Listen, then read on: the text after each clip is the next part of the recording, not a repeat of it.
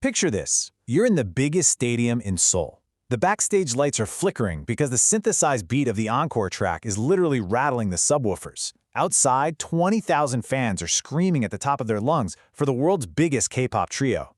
But what if the headlining act wasn't just there to perform? Well, in this explainer, we're breaking down the ultimate tactical operation cleverly disguised as a sold-out stadium concert. Let's get into the legendary Seoul concert incident. So the floor manager's voice blares over the comms. 3 minutes to stage. In a normal concert, this is a warning for final makeup checks. But inside this green room, it's a completely different story.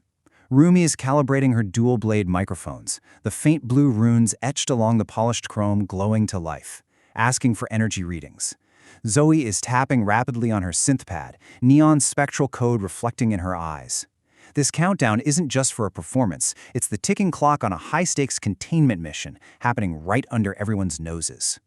Meanwhile, outside, the crowd is going absolutely wild for Rumi, Mira, and Zoey, completely unaware that the real show is about to start backstage. They look like global pop stars, right? The incredible outfits, the undeniable stage presence, but look closer at what they're actually holding.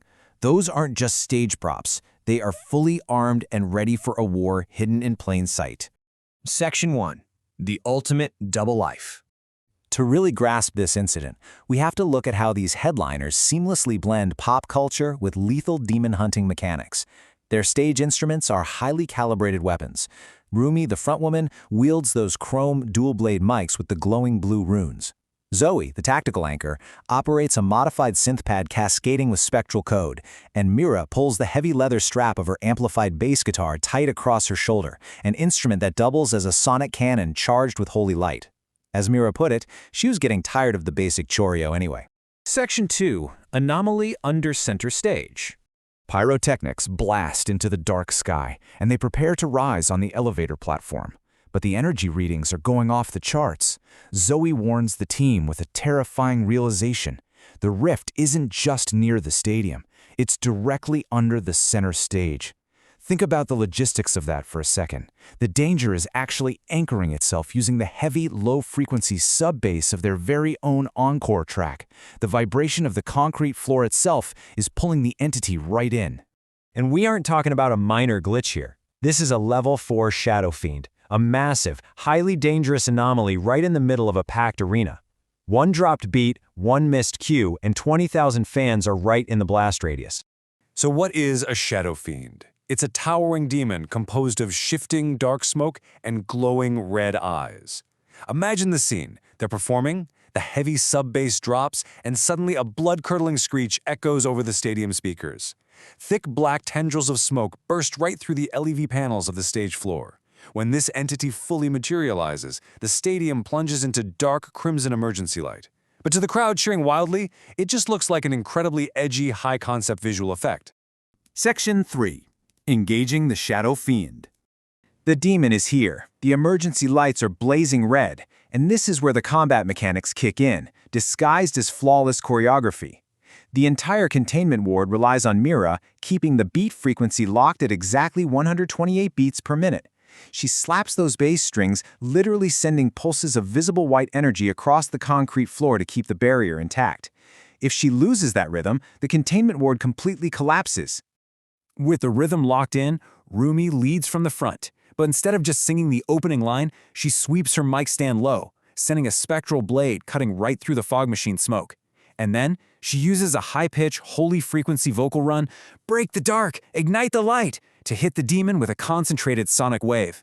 This isn't just a vocal showcase, it's a concussive blast that pins the thrashing shadow fiend right against the stadium rigging. Section 4. A spectacular encore strike. The demon is pinned but thrashing, unleashing shockwaves of dark energy that shatter the spotlights. So the team ends this with absolute tactical perfection. Step 1. Zoey executes a lightning-fast dance move, snapping her heels to hit the 8 count while tapping sequence keys to deploy hard-light glowing runes that wrap the demon's limbs like chains. Step 2. Mira steps up and strikes a heavy, distorted bass chord. This massive wave of sonic force acts as heavy artillery, stripping away the dark smoke and exposing the glowing core. And finally, step 3. Rumi shouts encore time, vaults off Mira's shoulder midair, pulls a glowing spectral blade from her microphone, and slices the core in a single fluid stroke. And here's the kicker. The demon just disintegrates into a cloud of harmless, shimmering golden sparkles.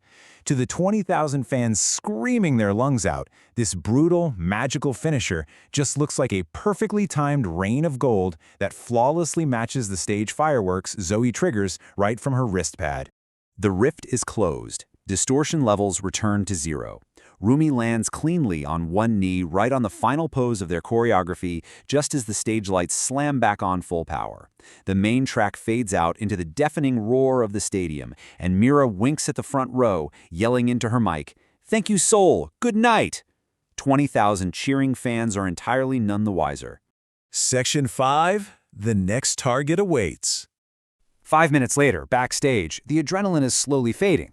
They're tossing their weapons onto the equipment rack, grabbing towels, and they treat this insane near-death experience like a totally standard gig. Mira calls it a clean strike, but casually mentions Rumi almost took off her ear monitor with that vault. Rumi coolly adjusts her jacket and replies, "Well, you were a quarter-second late on the bass chord. I had to compensate." Meanwhile, out in the real world, the fans assume the demon was just a state-of-the-art 3D hologram. And that hologram theory catches absolute fire. Zoey checks her tablet, watching the real-time social media feed flood with videos. The internet is exploding, sending the hashtag KPop Demon Hunters trending to #1 globally. The fans think it's all just an incredible special effects show. It's the perfect cover story, and the best part is, it was generated entirely by the audience themselves. But, no rest for the headliners. Rumi takes a drink of water and asks, "What's the target for the after-party?" Zoey flips her screen. A brand new red anomaly is immediately pinging just 5 miles away. An underground subway station, a level 2 swarm. Mira just swings her heavy bass right back onto her shoulder. So the crucial question we are left with in this explainer is this. With viral hashtags trending worldwide and demonic anomalies escalating in both frequency and intensity, how long can the world's biggest K-pop trio keep their shadow war a secret? As their public profile and the demonic threats both grow, when will the real show finally eclipse the music? It's a fascinating balancing act between global superstardom and saving the world, 128 BPM track at a time. Thank you so much for joining me for this explainer. Keep your eyes on the stage, and I'll catch you next time.